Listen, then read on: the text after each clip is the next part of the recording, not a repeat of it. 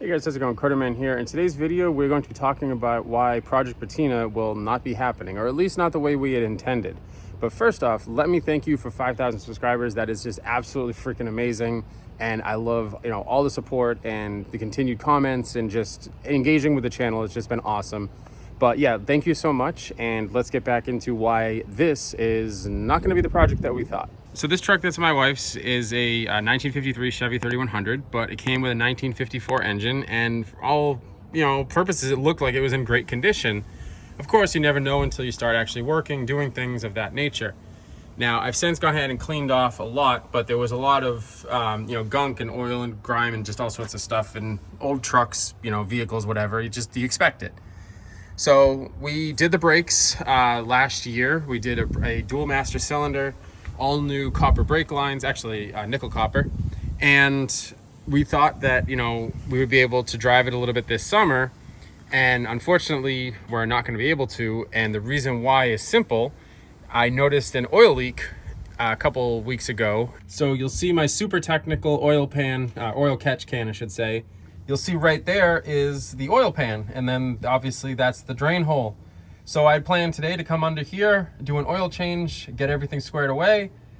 Got the truck running, ran it for about 15 minutes or so, maybe a little bit less, and noticed right off that that hole there was weeping oil.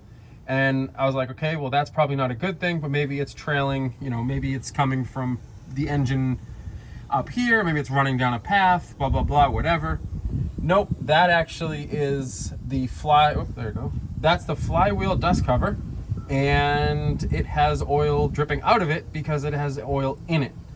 So unfortunately, the plan here was to put a floor shifter, drive this for the summer, and then tear it down in the fall or possibly late summer and put a brand new engine, updated frame, all that good stuff. Brake line job was probably a waste because we're basically at a point now where the engine has to be pulled, and I'm not looking to keep the 235 running. Maybe at some point I'll do something like that when I have more space and time and whatnot, but this is going to be modernized. And fortunately for us, the frame is in great condition. It does need to be boxed and reinforced in a couple of places because obviously you can see it's completely hollow. So here's just more examples of the frame. Like I said, it's in great condition. It's been coated. Looks like it was probably painted from the factory or maybe afterwards. The drive shaft is actually in pretty good condition, and the rear is as well, the rear end. But I'm guessing what we're gonna end up doing is just reinforcing the frame and then putting all new components from the entire drivetrain and everything. It's definitely gonna take some time. Hopefully we can do as much of it as ourselves, but we'll probably have to enlist some people. But yeah, unfortunately, this is kind of where this story ends for this 53/54 engine.